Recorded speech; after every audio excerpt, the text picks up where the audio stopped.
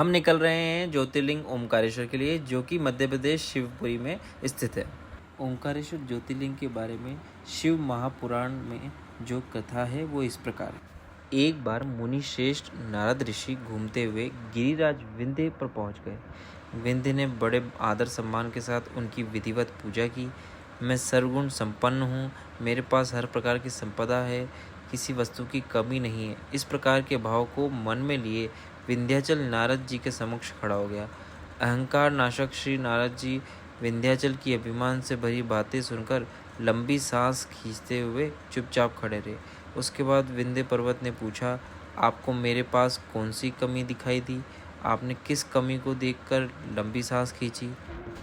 नारद जी ने विंध्याचल को बताया कि तुम्हारे पास सब कुछ है, किंतु मेरू पर्वत तुमसे भी बहुत ऊंचा है।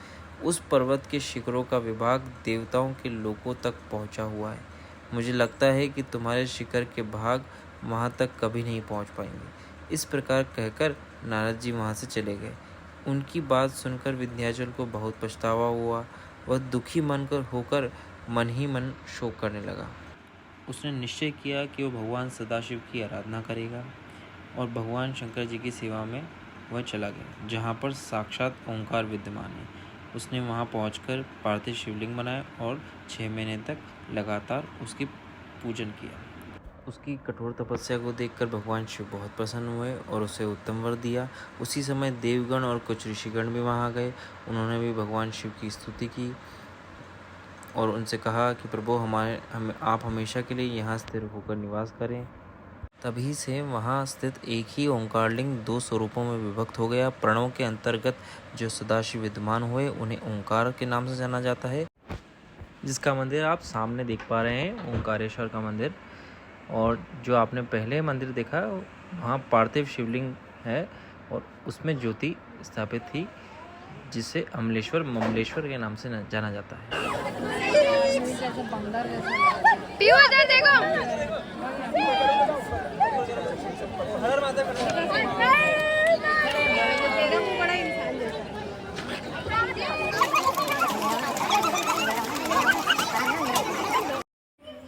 मंदिर की दोनों तरफ पुलियाँ हैं आने और जाने के लिए।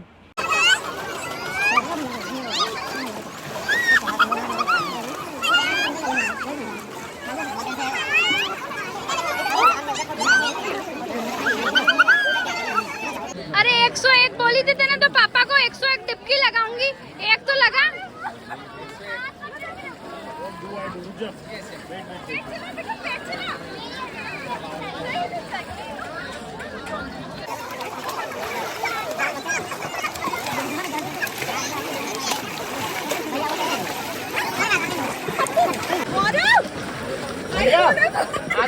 इसलिए तो ले जा रहा हूँ, वाटर प्रूफ है थोड़ा बता।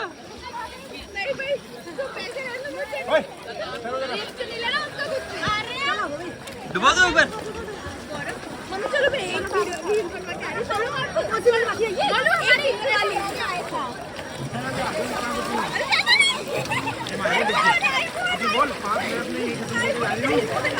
नीचे तो वही कर रही है, ये फोन पे नहीं आया।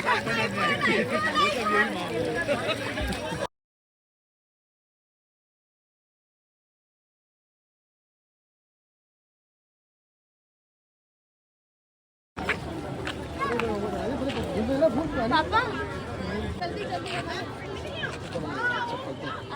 सोना ही जल गया। जल्दी आ जाओ।